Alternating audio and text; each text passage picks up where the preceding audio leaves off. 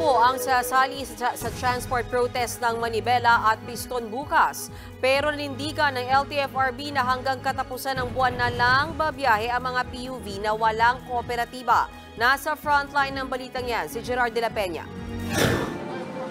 Kasado na ang malawakang transport protest ng Manibela bukas. Nakatakdang magmarcha mula sa UP Diliman papuntang Menjola ang mga miyembro ng Manibela.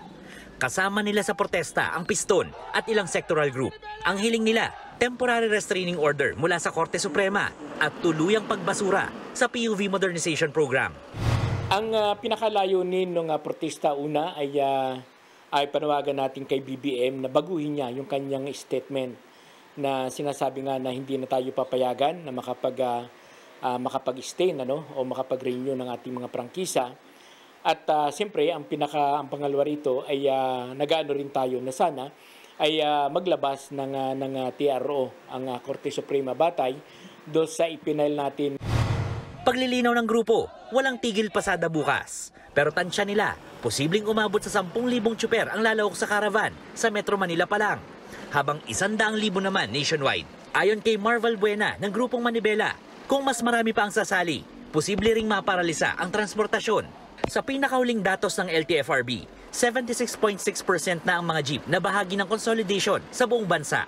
Dito sa Metro Manila, higit 97% na ng mga rehistradong jeep ang umanib sa mga kooperatiba. Hanggang January 31 na lang papayagang bumiyahe ang mga jeepney operator at driver na hindi nakapag-consolidate. Pagpatak ng February 1, ituturing na silang kolorum.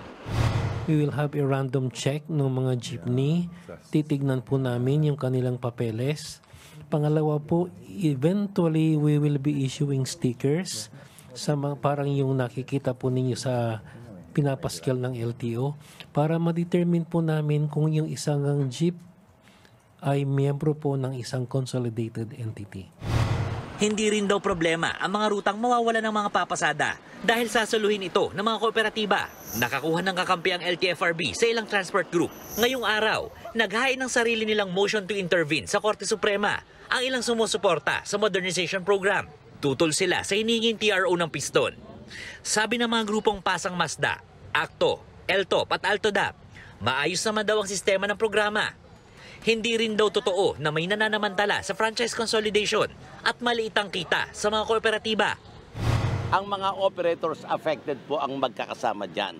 In short, sila po ang may-ari ng korporasyon, sila mismo ang magpapatakbo ng kanilang negosyo. Walang third party na mag-i-intervene dito. Sila rin po yan. Hinihintay pa ang desisyon dyan ng Korte Suprema.